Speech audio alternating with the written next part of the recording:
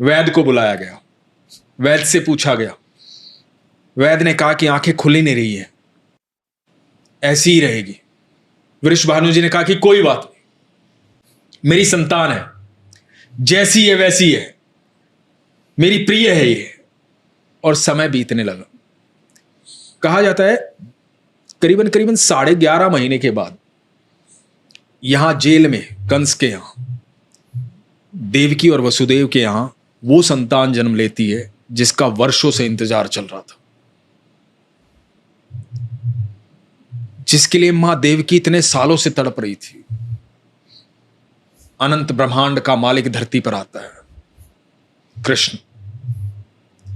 कृष्ण को लेकर के वसुदेव नंद बाबा के घर आते हैं, नंद बाबा को सौंपते हैं। इधर जब नंद बाबा के यहां कृष्ण आ जाते हैं तो नंद बाबा उत्सव मनाते हैं। बड़े उत्सव की तैयारी होती है कि मेरे यहां पुत्र ने जन्म लिया है। तो उस उत्सव में न्योता भेजा जाता है वृषभानु जी को। तो वृषभानु जी और मां कीर्ति अपनी लाडो रानी के साथ उस उत्सव में आते हैं।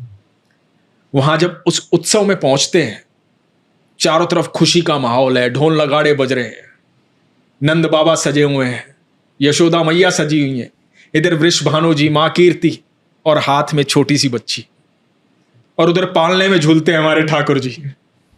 तो मां कीर्ति की गोदी में छटपटाती है लाडो, नीचे उतरती है, पहली बार धरती पर पैर रखती है और अपने घुटनों के बल चलती चलती पालने तक जाती है।